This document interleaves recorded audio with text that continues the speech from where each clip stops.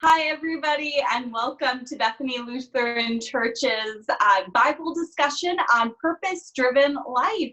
So we're reading Rick Warren's book, The Purpose-Driven Life, and now we are at purpose number 4, which is You Were Shaped for Serving God, and that includes chapters 29 through 35. So let's dig in. All right. Yeah, and so I like, this whole section is, Yeah. I think, one that I can really get on board with in terms of where Rick is going. I mean, we've talked a lot in these conversations about some of the differences with it, but just his attention and his highlighting of the importance of service and that being a key aspect of our faith. And then some of the ways that he nuances that in this whole section, I think is really good. And so, right, we were kind of talking before we started recording about just taking this chapter by chapter. So yeah, Rachel, I don't know if you had specific thoughts on chapter 29 or not, but I wanted to begin by just saying, I think it works really well, his general overall point of this being part of our life's purpose, so to speak. Right. I think the entire idea that service is an important key factor to our faith life, I think is so true. I thought some of it seemed a little simplistic, or, you know, there were some things that I kind of struggled with a little bit, but I did like the idea that we are all ministers and we're all ministering to people in different ways, and kind of that egalitarian view of ministry. I think sometimes we look too much to our pastor of a church, and certainly pastors, we have things we can offer with our theological training, but I think it's a wonderful thing to think of everybody being able to minister as well. I'm with both of you there. I thought this was a really strong section for this book, the way it calls us into service, and that wouldn't probably be language that Rick might use. But as we talk about the priesthood of all believers in our Lutheran context, I think he was really being kind of Lutheran in some of his talk of, and whether it was specifically this chapter or throughout. That really comes through, and I really appreciated it. The one part that I would probably say is he does talk in there about it's after you're saved, you start serving God. And, that's language that we wouldn't use in our Lutheran context. And I would have to say there are some people who are wonderful servants of God, even if they don't know it yet. And our hope is that they would come to know that. That would be a little bit more of our Lutheran context in there. But I think anytime somebody does something that's God-pleasing, they're serving God, whether they know it or not. Yeah, no, that's really good, Gary. And I'd even nuance it just a little bit more too. Like from a Lutheran understanding, I had a friend explain it once, and I'll never forget it because it really stuck with me, that service and caring for our neighbors and acts of ministry are what salvation looks like to a Lutheran, right? Like salvation is what frees us and forms us for the possibility of serving others. And so in a lot of ways, yeah, like it can kind of be a both and type of situation of that this act of service, this is almost how Rick says it, but that's what we know, that's how we know our salvation. That's what it looks like. That's the way that we act because we've been freed.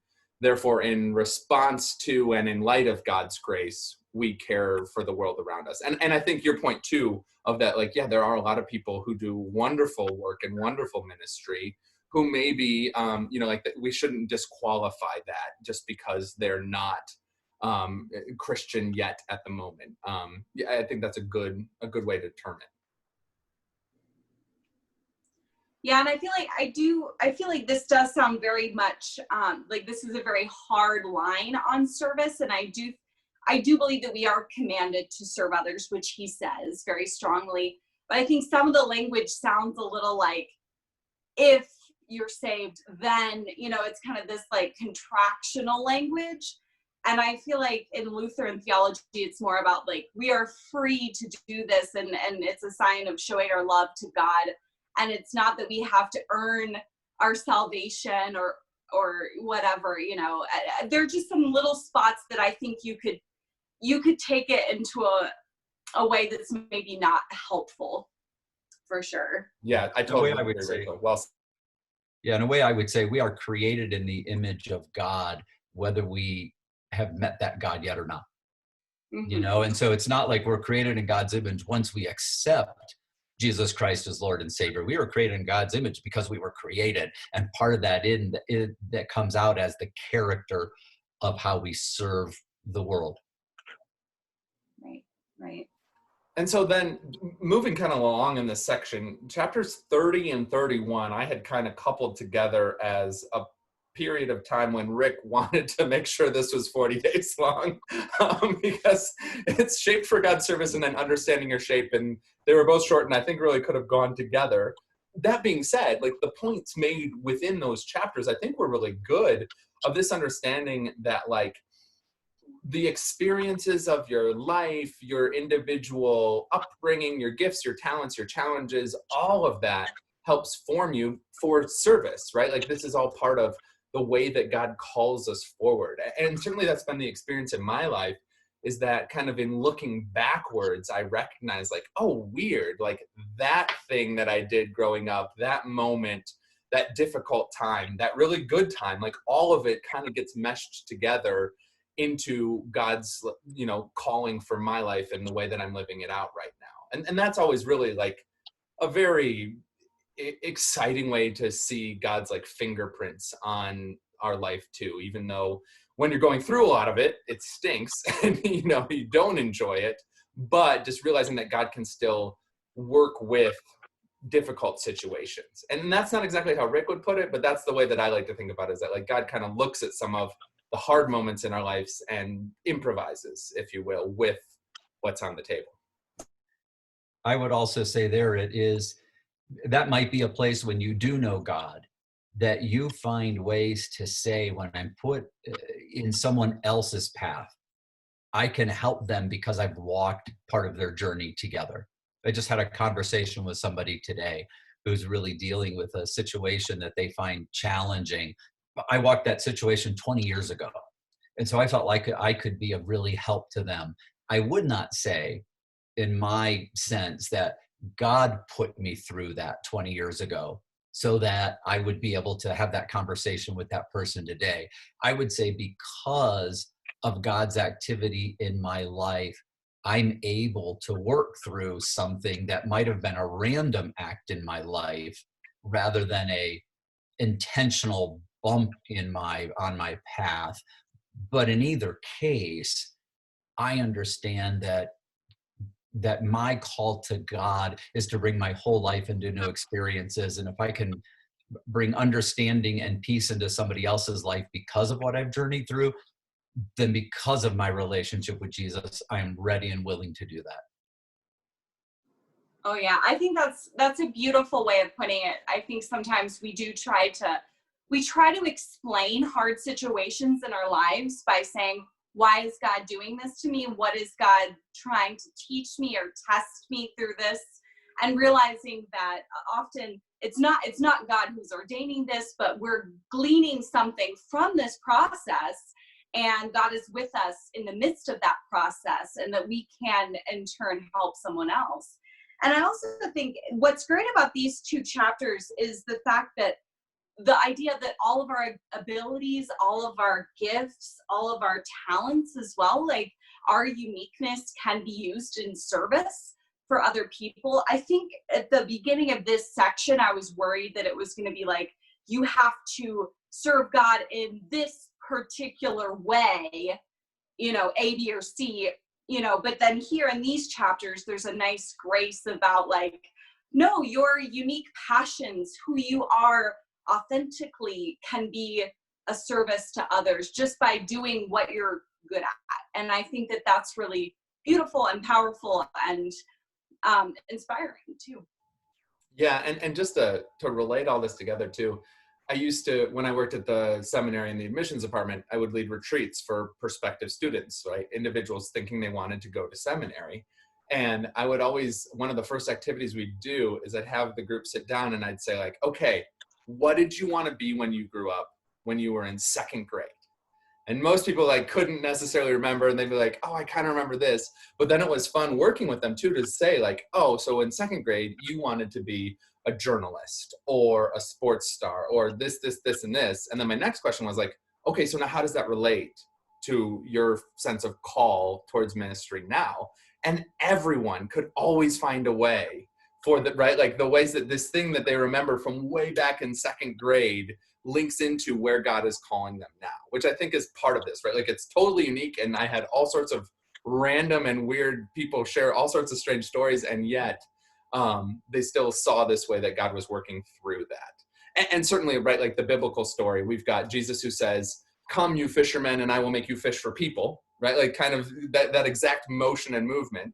And then my other favorite one is how Moses was a shepherd in the wilderness when he encounters the burning bush. And then he basically becomes a shepherd for the Israelite people, right? Like he's in the wilderness when he encounters God for the first time. And then he has to lead the Israelites through the wilderness for 40 years as their shepherd later, right? And it just goes to show like, that's how God works. God just kind of takes like these weird random experiences that we have and then kind of like plays with it a little bit and tweaks it. And there's something really incredible that happens thereafter. Yeah. And I think that takes us into the next chapter, which is actually, I think, probably my favorite one in this section. When we look at, Rick would talk about it, discovering your shape, but I really like the idea of giftedness, and he does bring that in as well. In fact, at the beginning of verse 30, or chapter 32, or day 32, however you want to say these, you know, what you are is God's gift to you. What you do with yourself is your gift to God. I actually have that on a plaque in my office at the church that someone gave me at my ordination. And I really like that. I love the idea of giftedness. I think it opens up so much for us. In fact, I have told several people that I'm a pastor today, not because there were several people in my life who said, oh, you should really think about being a pastor, or, oh, you should really be a pastor. But it was somebody who just said to me one time, whenever you are a part of worship, it makes me so happy. That was far more profound than somebody saying to me, you should be a pastor. And now when I talk to young people, I never say to them, you should be a pastor. I always say to them, you have real gifts for ministry. Now, what you do with that is your choice, but you just need to know you are truly gifted for what it could mean to be in ministry. I think the same way you could say to Moses, you are gifted to lead, whether you're leading sheep or people. You know, and I think that's what comes through in this chapter. And giftedness is something that I just think opens the world up for us. And the ability to be vulnerable in your gifts too. You know, I think sharing your gifts and being honest about maybe the challenge sometimes that can occur when trying to strengthen your gifts and trying to offer them to other people. I think there's a vulnerability in sharing your gifts too. And I think, and he kind of touches on this a little bit throughout these chapters, the beauty of sharing your struggle as well as your triumphs, and how people can be so encouraged by the hardships sometimes that you have passed through and made it through. And I think we're kind of talking about that as well throughout this, that there's a beauty in that too. Yeah, and just this sense as well that all the unique giftedness and talents and life experiences forms you for ministry that can look a variety of different ways. And Rachel, you did a great job of kind of calling that out in the beginning, that right, oftentimes, right, the church portrays this message that the only way that clergy are like on this different level, but that's not at all what we believe as Lutherans. And as Gary referenced, right, the priesthood of all believers. And so just that this unique giftedness and talent can take many shapes and forms, and you can still have a calling from God and serve the mission of God in the world through a variety of means. One of my favorite quotes from our guy Martin Luther, right? Like he says, a milkmaid can milk a cow to the glory of God. And I just think that that's a really powerful message for us to lay hold of as well. It's like, yeah, find your vocation, find your calling, and then just do that work to the fullest extent. But moving on then, Rick did it again, where he kind of wrote 2 chapters that probably could have been 1 chapter, but 40 days just seems like a really good idea. So I grouped 33 and 34 together, right? How real servants act, and then thinking like a servant. I guess it makes a little sense to split those up. I do appreciate the thinking like a servant one, just in the sense of, that the life of faith is a mindset as much of anything else. And that oftentimes we have to change the way that we're thinking about the world, thinking about ourselves, how we approach life. There's that great verse in Corinthians about be not conformed, but be transformed by the renewing of your mind. And I've always loved that passage, because I do think that we get tossed into specific ways of thinking. And one of the most powerful things we can do is to just kind of shift that. And Jesus and our life of faith invites us to just shift our perspective oftentimes from the way that the world might be telling us to think. And I love that passage too about, be not conformed. And part of the reason I love it too is actually, Nate, this might have been one of your confirmation retreats, because we sent the t-shirts off to get printed. And instead of coming back saying, be not conformed, they came back saying, be not confirmed. I wish I still had that t-shirt, but yes, I used to own one of those. Yeah. I have it too.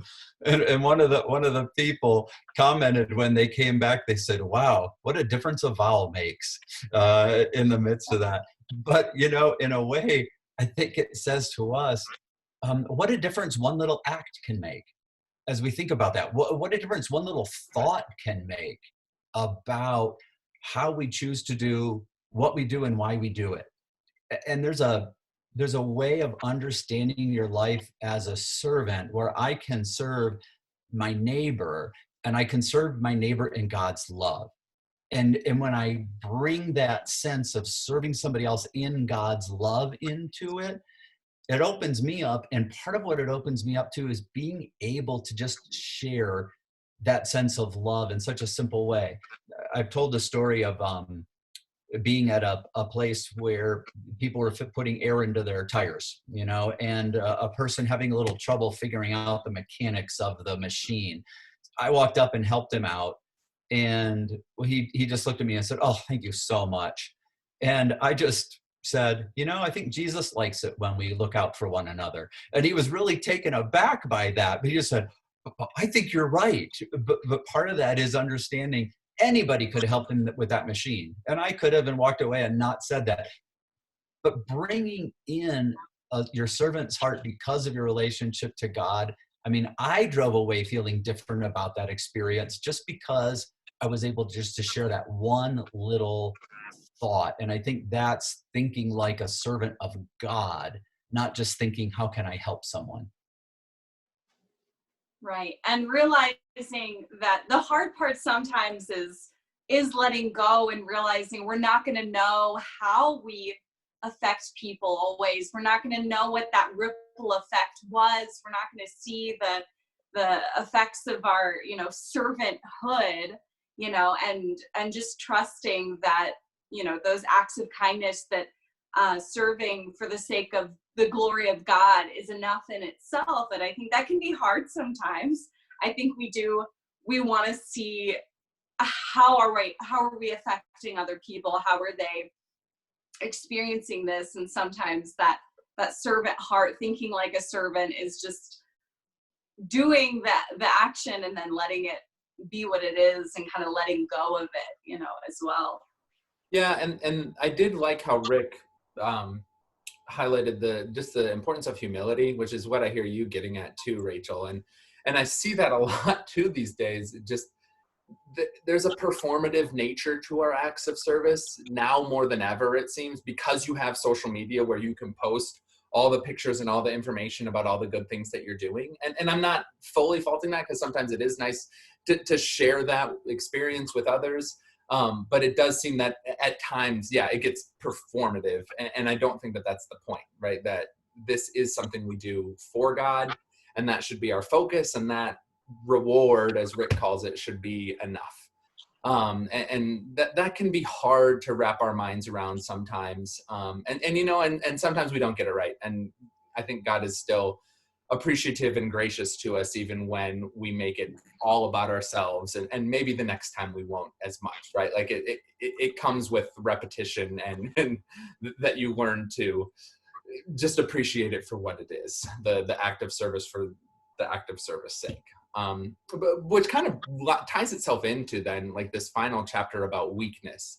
And I do like that that Rick brings this up, that there is still a sense of weakness within all of us, that we're not perfect in our acts of service. And even when we are, on top of it and we serve the individual and we meet the need and we respond to the ministry moment when it's right in front of us, we can quickly then turn it into this performative action that's all about ourselves, right? So even when we get it right, there's still opportunity where our sinfulness takes hold. But I do like that he brings this up. So yeah, I'd love to hear from the two of you just how you were kind of processing that final chapter about the weakness piece and how it ties into the service element, because it does feel a little out of place at first read. In some ways, I have to admit, I have to get past the idea that it feels self-serving. Some in that is like the more humble I make myself, it feels like the more people will go, oh, you shouldn't be humble. Oh, what you do is so good. And so, but I think the key is to understand that in a sense of true weakness and get past the point where we say, other people do that so much better than me. And to say, well, they might do it better than me, but I'm the one doing it here and now. And so that I think is really important for us to understand, is that God's counting on us at times for specific things. And even when we may not feel prepared, to still venture in. I think that might be the real key of the weakness, is don't let your perception of your weakness hold you back. And that's what I see Rick really trying to get us to understand, is that if you wait until you will serve somebody really well, you'll probably miss your opportunity. When they're there, be in that moment. He does talk about that at several points. Be in that moment. And I think that might be the biggest part for us, is to understand if you're called on to do some things. If somebody would say to you, hey, I just need you to complete this balance sheet for me, and you've never had an accounting class, you might have to admit your weakness in the midst of that this is not a skill set I have. But I think it's different. Rick's not talking about the skill set that we might have, but just our own internal attitude, and allowing ourselves to have an attitude of God's strength is sufficient for me because I'm the one in this moment. I think that's vital for us. Right. I think, it's about that taking off the mask, he says, I think on page 276, taking off the mask, letting down your guard, sharing your struggles. It's not about like a sense of false modesty, which I think is what you're saying, Gary, too, is it's not about trying to, undermine your strengths, but more be honest and be vulnerable with people and share that you're not going to have all the answers. You're not perfect. And in that vulnerability, that's where I think people can connect with you. And I think as a minister, I think that can be hard. That can be a real challenge, because I think a lot of times parishioners want to put you on that pedestal, as we talked about, and there can be vanity in that for sure. And there can be vanity in doing well. And so just constantly kind of keeping it real, taking off reality checks, I think is so important.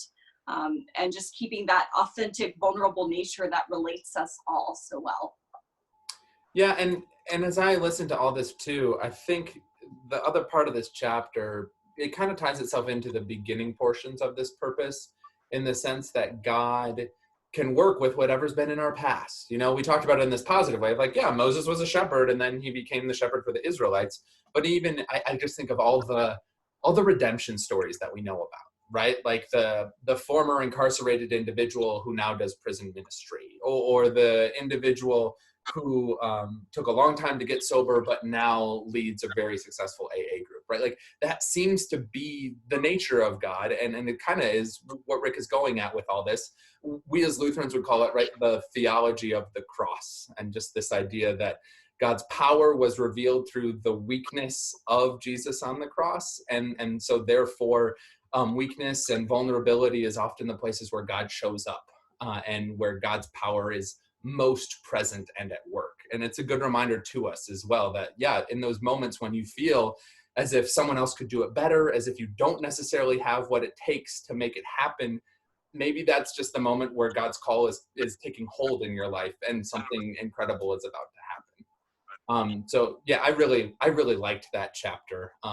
As a lifelong Lutheran, anytime you can bring up the theology of the cross like that, even though he didn't specifically call it that, but that's just good theology, and appreciate Rick kind of tying the whole purpose together in that way. Yeah. So I think we all felt that this was a really important and a very strong aspect for us as Christians to understand the life of service. And Rick does give us opportunities to get beyond simply just acts of service, but thoughts. And he talks, of course, about SHAPE. We didn't go into the acronym of SHAPE.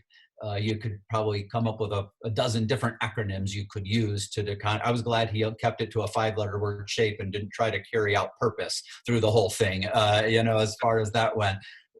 But all of those are just helpful. And anything that we can do to allow us to explore that a little bit more, I think is good for us to consider. It's also good for us to consider to look at some kind of like a spiritual gifts inventory, something that brings us life, because we'll probably find out that we're good at something that we didn't know we were good at. So a lot of those ways are ways that I think we continue to understand that. But to understand that one of our purposes is to serve, foundational. And Rick does a really good job of unveiling that and making that a very real part of our life, our relationship with God, and then how we relate to one another. So thanks all for this conversation and being together again. For those of you who watched in, we hope it was helpful for you to catch a little bit of our thoughts and glimpses of how we see purpose-driven life taking hold in our own lives as well.